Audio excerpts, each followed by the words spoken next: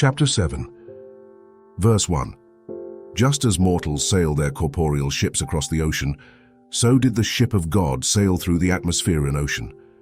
As a man with 5 sons sends 4 away to distant lands and keeps 1 at home, so did God with the 5 lords entrusted to him by great Jehovah.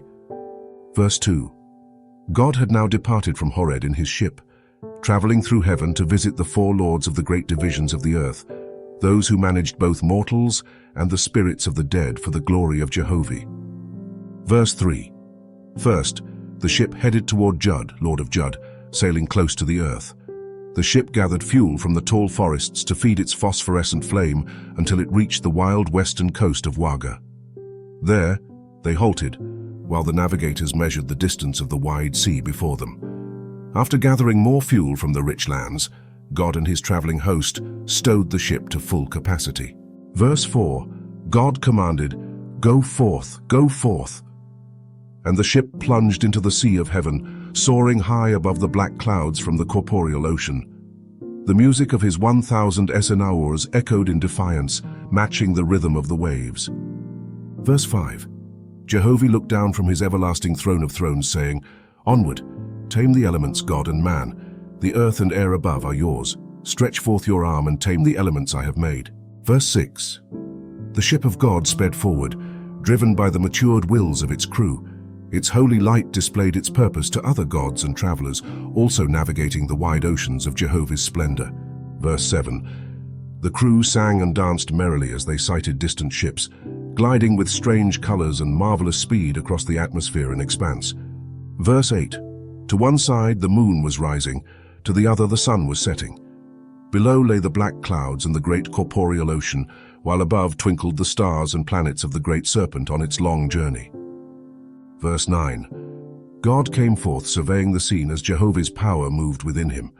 He was joined by his 7,000 companions, and God spoke, saying, Verse 10. All your places are new, great Jehovah. For thousands of years I have gazed upon your matchless splendors, both seen and unseen. Yet your glory grows richer day by day. When your voice came to me more than 100 years ago, saying, Go, my son, I have planted a new garden. Take workmen and till the soil. I foresaw the long labor of generations springing from the earth. I trembled and feared. I asked, Verse 11, How shall it be, O Jehovah? Will the new earth be populated and mortals follow the same course as on other worlds before? First with love, worship and reverence, and then ages of bloody wars. Father Jehovah, lead me forth. I will take your garden for a season, fence it with lords and wise kingdoms, and hedge mortals with your spirit, so that the earth blooms as a paradise for angels and men. Verse 12. Your sons and daughters came with me and engrafted your immortal kingdom. Verse 13. How fares my labor now? How does it compare with that of other gods on other worlds? Verse 14.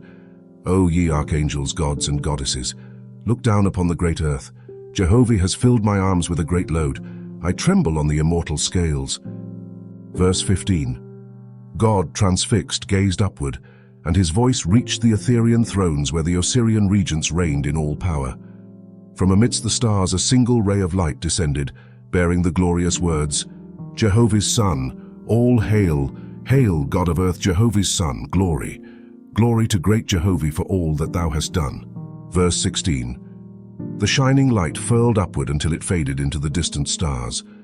Trumpeters and singers sent forth a sweet and spirited melody, full of soul. As the music drifted across the waters, another welcome sound came from the west lands near the ocean's edge. Verse 17. The ship had crossed the sea, and the hosts of the Lord had come to meet the God of earth and heaven. The 2 ships saluted each other, drawing close to anchor. Presently, messengers exchanged greetings in Jehovah's name, reuniting old friends. Verse 18. God said, By your will, O Jehovah, let us head toward the Lord's kingdom and place of labor. The 2 ships sped forth, close to the earth.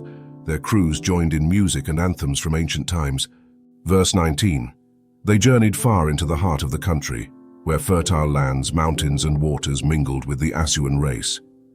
At last, a pillar of fire on a mountainside marked the place of the Lord, and the ships anchored, unseen by mortals.